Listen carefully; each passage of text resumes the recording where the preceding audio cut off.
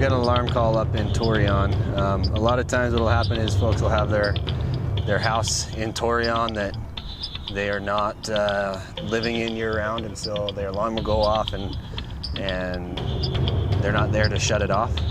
So what we do is we go walk around, make sure that there's no signs of forced entry, no signs of burglary, and we'll go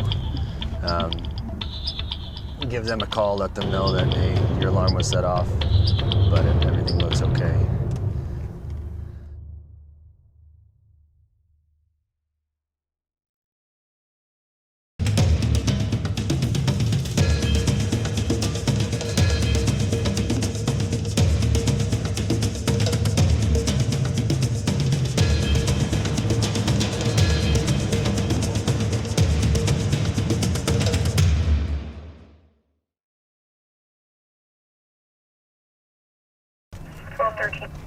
All right, so because this is a possible burglary and I'm paranoid about everything, I stop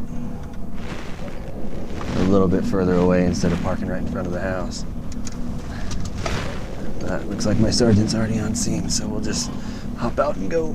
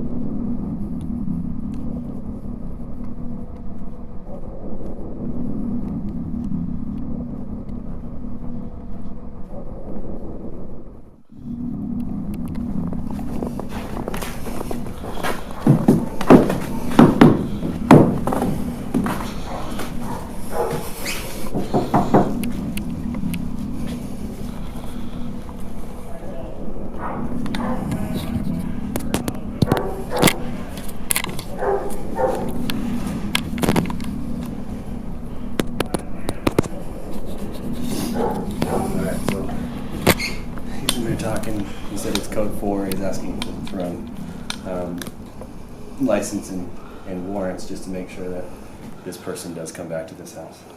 A lot of times the homeowners either will loan their house to somebody else who doesn't know how to turn off the alarm, or they will forget the code, put in the wrong code, give the wrong safe word to the alarm company, that kind of stuff.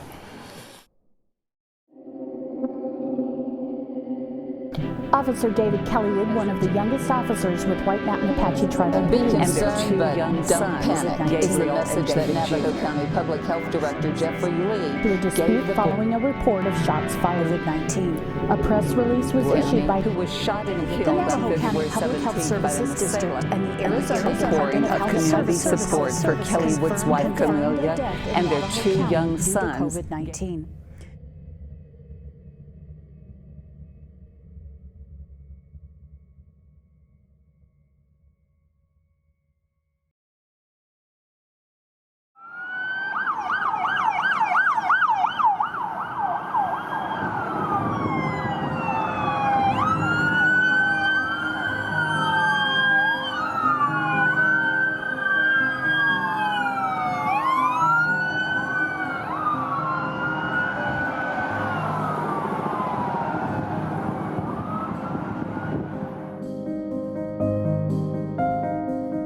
Officer Kellywood was a true warrior and a great young man who wanted nothing more than to serve his community.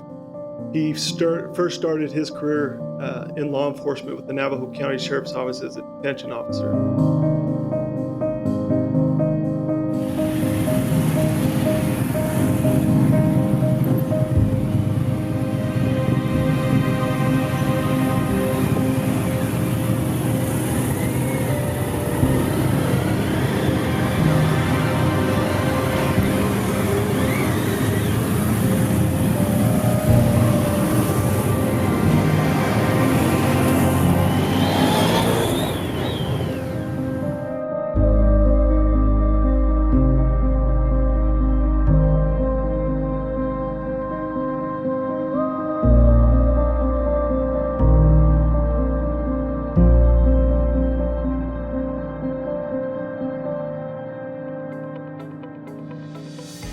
of the orders that came down from President Trump through Governor Ducey's office, through Mayor Seymour's office, to all of us out here in our community, is to continue on with our lives as much as possible. But again, the distancing, the physical distancing that we have, we just need to start taking some of those CDC guidelines and really put those into work. We have had those for years. What's regarding the flu, the swine flu, everything else that was out there before, but we've kind of become lax with our protocols when it comes to following those procedures, such as washing your hands for 20 seconds, using hand sanitizer. Again, if you're sick, stay at home. Sneezing and coughing, cover yourself, cover your mouth, those kind of things. It helps out everybody, but a lot of times we don't do that. A lot of us, we decide, oh, it's not too bad, we'll go to work. And unfortunately, we start infecting other people. Well, that mindset has continued on through this epidemic that we're facing right now. So I'm David Klaus. I'm the Navajo County Sheriff. I've been with the agency since 2009. I went to the Arizona Law Enforcement Academy, or Arizona Regional Law Enforcement Academy in Phoenix, which was ran by Phoenix PD and DPS at the time, and started my career with Navajo County, and just kind of been the agency or the line of work that I wanted to do was the county. The deputy sheriff position was something that I was attracted to, because you got police officers, you have deputy sheriffs, you have highway patrol, and we're all peace officers in the state of Arizona, but we all have a just different piece of the puzzle that we work all doing the same type of thing, different uniform, but it's kind of same different goal or different areas. And I was kind of attracted to that because the Navajo County Sheriff's Office is something that's been part of my family's history or tradition for many years. I had a grandfather that was with it, and a great-grandfather back when the day when the sheriff would just go and you'd raise your right hand and be sworn in as a deputy. Then my grandfather was elected sheriff and was sheriff for 12 years, and as a little kid I looked up to that, and that's kind of what I set my goal as to go work for and to do, and just super excited about that. And I've always enjoyed my time at the sheriff's office, and working here in Navajo County has been actually a great honor, and it's a great job, and it's a great county and a great environment to live and to work, and it's a great place to raise a family, and what better way to do something that you love doing and never feels like you go to work. We had a line of duty death here in Navajo County in 2016, and then another one in 2020 this year with Officer Kelly Wood. And those are not the highlights of the job, but those are where you see people that come together because you feel like you just had a family member that was killed doing the same thing that you're doing.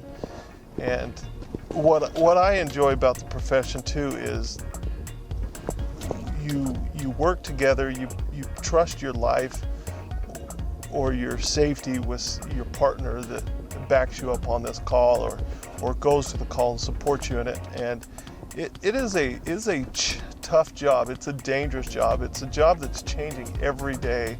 The calls are never the same, but you have these people that you rely on, and you call them and you say, man, this is what I'm on. This is the scenario that I'm in. What do you think? This is what I'm thinking. What do you think I should do? And then when you start having those experiences with people time and time again, and then all of a sudden you're like, man, we're a team, and we're in this together. And then now to be in a point to lead an organization like that, it's truly humbling, but it's truly gratifying to the fact that, hey, I like seeing an organization come together and putting all the puzzle pieces together and seeing us grow as a team. It's a lot of fun. Well, for the officers out right now, we're still doing our regular patrols. We haven't stopped doing that. We're still out there enforcing all the laws, the traffic regulations. Right now, we're just trying to limit the social contact that we have with other people out there in our community. So we're not being snobs about it. We're just absolutely, using that distancing that we need, that physical distancing, to make sure that we're not getting anybody infected. We go into people's houses all the time. Sometimes we go into infected houses. So again, that's just one of those things that we do. Our officers are wearing their protective equipment. They have protective eyewear, they have masks, they have gloves, and they also, again, have hand sanitizer once they're done with that. So we take care of our officers when they are exposed. We try to limit that exposure, though, with anybody in the public. But what should they do if they are stopped with traffic? Just like normal. They'll be professional about it. We're stopping you for a reason. Obviously, you've done something wrong with the traffic stuff. We're not stopping to say hello, though we would do that on a regular basis just to say hi to some people out there that are doing well. But right now, we're not. We're limiting that traffic. I would tell people, just roll your window down. If you are having symptoms or you are a carrier of COVID-19, you're going to your doctor's office, you're going to get treatment, you're getting your medicine, let the officer know from a distance so that we know what's going on, so that we will take those precautions. We won't ask for your driver's license. We'll probably just write everything down along with your registration and your insurance. So like in any crisis, the internet predators are out there. The scammers are out there. So we try to tell everybody, if it sounds too good, it's probably not legitimate. So one of those things to do, if you do get an email or a phone call, go on the internet, go to that website, a CDC website or a DHS website. Go to those websites, verify the information that someone's telling you either over the phone or on the internet, or even a letter that comes in the mail. You'll verify those from those agencies directly. Do not take it for granted that someone's going to sell you a mask or gloves or whatever. The other thing that they're selling out there on the internet is the testing. And a lot of times it's not a valid test. The only way you're going to get a valid test is from your doctor's office after you're exhibiting signs of a virus or the flu and it's progressing. So they're going to look for those indicators. If you go to the CDC website, it'll have all of those indicators on there. Or if you're not sure, go to the City of Shola website. All of the information's there. Click on those. It'll give you the information you need to know about who should be tested, if you're going to be tested, and what the symptoms are to be tested. So understand that some people are already receiving stimulus checks. We're telling you right now, it doesn't work that fast. It's the government. So it's going to take some time for those things to get through all the different barriers to get out to you. I know that they're trying to work on it to get it out there as fast as possible, but one of the scams that's going on right now is if you give us good faith money and you give us $100 or $250 or $1,000, we'll give you this check plus that $1,000 back to you immediately. So you just shift it over from your account to ours. That's one of the scams that's out there. Be very, very careful with those. So COVID-19 or the coronavirus has obviously been a new dynamic to law enforcement, that whether you've been on the job for a year or 30 years, it's something that we've never really dealt with something like this. But there's a lot of things that are coming into play that are very similar to other cases. We've always had precautionary measures for infectious diseases because we're dealing with the public. We're going hands-on to making custody arrests. We're doing blood draws for DUI enforcement. And so those are precautionary measures we've always taken. But now we're dealing with something that is so easy transmittable and that it's affecting so many that it's kind of sweeping across the country. And then now we're seeing executive orders that are coming into place that even changes things. But with every type of crisis or pandemic, criminals seem to find a way to capitalize or to make a strike. And what we're seeing now is that people are just like they prey on the vulnerable or they prey on the elderly for financial scams. We're seeing that now with the shortage of medical supplies or masks or sanitizer, that people are having false ads looking for cells that are non-existent. Then we have the internet scams, And now there's a stimulus package come out. One of the latest that we've seen is there's a stimulus package coming out with fake checks and fake information, and there's just so many different ways that people are they're going after this, that we're looking to be one step ahead of them. And so not only we're trying to protect our deputies and ourselves and the jail from this disease, but now so we're also trying to, what our primary function is, protecting the people from criminals that are trying to take advantage. So we're seeing them using this to get scams as far as money. We're seeing it to get scams with other, like, warrants and those other traditional things that we've seen. But now we're seeing the stimulus checks, and just need to protect ourselves. And we're getting that data in, and we share it on our Facebook, and we share it on different media outlets to get that information out as quickly as it comes available. You know, the internet crimes and the phone scams, I mean, it doesn't matter what city or what the population is. It can be thrown out into all those areas. But the different or the more increased calls for service for those types of cases where we're seeing home invasions or disorderly subjects at a grocery store fighting over toilet paper, we haven't had a lot. We have a few interesting calls, but we haven't seen a flood of strange behavior or anything like that.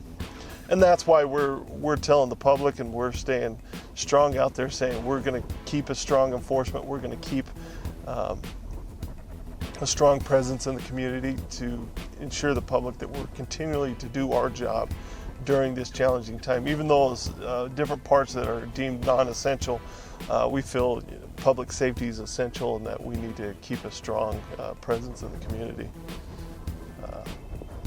I've enjoyed, it's been the greatest job I've ever had, being a deputy sheriff for the sheriff's office. So I went to school in Mesa, Arizona. I went to high school in Mesa, grew up in Mesa. My parents were raised here in Navajo County, but then they went to school, and their profession led them to the Phoenix area. That's kind of where we raised them. When I got married, we moved back up here and got out of the big city. My favorite part is just the bond or the brotherhood that you get in this profession. So are you a jackrabbit or? Oh, Westwood Warrior, yeah. Westwood, huh? Yeah. So just so Then I married my wife. She went to Mountain View, so those. But we let our differences aside to make it work for the better. I'm Brian Swanty. I'm with the Navajo County Sheriff's Office as the Chief Deputy. Started as a Chief Deputy first part of February of 2020. I spent the previous 27 years as a employee of many positions at the Arizona Department of Public Safety. I started with the Department of Public Safety in 1993, and prior to that, I worked as partially as a reserve officer and as a full-time officer for the City of Show Low Police Department, starting back in 1991. I graduated from the Blue Ridge High School, Yellow Jacket. All my kids are Cougars, so that from Show Low, so that was a little transition for me. But we figured out how to make that happen. So my father started out as a deputy sheriff for Maricopa County Sheriff's Office in 1969, the year I was born, and then he transferred over to the Department of Public Safety in 1973. So my entire life, from the day I was born until today, has had some link to law enforcement, and My father worked as a highway patrolman here in this region, in the Show Low, Pine Top, White River, Springerville area. His first duty station as a highway patrolman was in White River. Actually, there was back in the 70s. There was late 60s, early 70s. That was an actual duty station for the Arizona Highway Patrol, and he was the second of 3 highway patrolmen that lived in White River. So I went to kindergarten down there in White River, and then we moved on into Pine Top later on, and then back and forth. He transferred quite a bit within the department, and so I kind of, my growing up kind of is between Mesa and Pine Top, and but I graduated high school up here in the White Mountains, and always longed to come back. And so after I got hired on with DPS, my first duty station was in St. John's, over in the central part of Apache County, and my wife and I decided that we wanted to make our home in the Show Low, Pine Top area. So we've been in place here since right about 1998. There's been a couple of times during that period where I had to go to Phoenix for a promotion or a transfer, and then was very fortunate enough to be able to come back. And it's been a blessing to be able to raise our kids here in this region, in the White Mountain area. So as I was retiring from DPS, my assignment at DPS before I retired was the commander over the Northern Investigations District. So I had criminal investigation squads in all of the 6 northern counties, and that required a ton of travel, a ton of time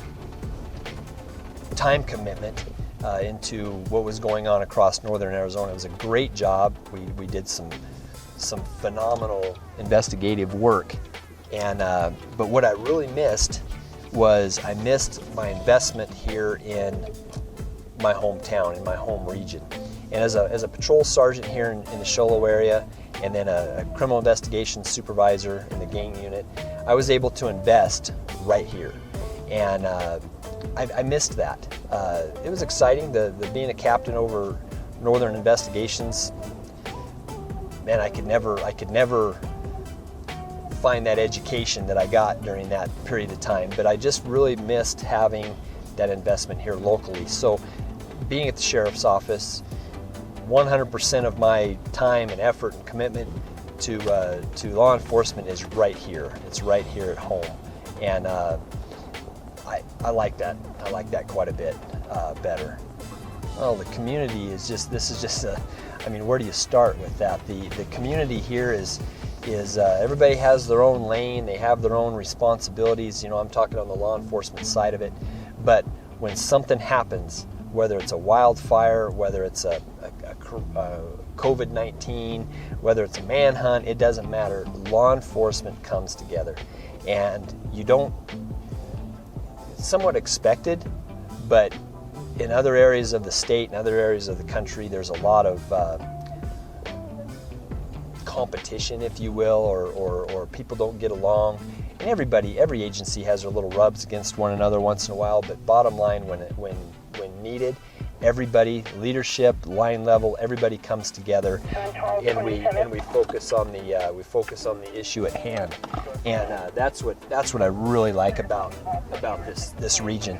And as I would at DPS, as I would travel around the other parts of the state and interact in other counties, that was always I always used home here in Navajo County. This is how we did it.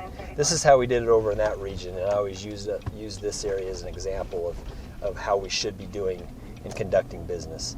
So, but as far as the community goes, tight-knit community. I mean, it's you go to Walmart, you go to Safeway, you go over to a restaurant in Pine Top, and you always end up running into somebody that you know, and just it's that good hometown feel, but we still have the amenities of a big town, and that's it's just a comfortable place to live. It's just a comfortable place to live. Anytime there's any sort of a big issue or a big incident, we always have these individuals or groups of individuals that have to capitalize on the fear or the chaos of an event, and they try to scam people, whether it's cyber attacks, cyber scams, telephone scams, door-to-door, whatever. There's always that element of criminal that targets individuals to taking advantage of people's sensitivity to an incident. And following an officer death, there's people that will we just recently lost a command level person in Phoenix just the other night, tragic event, and I guarantee there will be people that will be trying to raise money for the family, and that's all, it's a scam. Same thing with the COVID-19 epidemic or pandemic that's going on right now is people are trying to sell test kits and donate money here, or hey, pay for this and we'll make sure you get this other item. And it's going on across our nation, and we feel it right here locally as well. We haven't had a ton of it, but we are getting reports of different scams that are coming in, and it doesn't matter if it's a small town or a big town. Especially on the cyber and the telephone, they'll just randomly call numbers and try to. They're just basically fishing. They're just fishing for somebody to catch on, and a very lucrative business if they can play it right. It's a very lucrative business, but it's a criminal business, and it's taking advantage of people's emotions and the tragic incidents that are taking place. The FBI does monitor a lot of these cyber attacks and conducts these cyber investigations. The local agencies, a lot of times we funnel information to them as things are occurring in our region.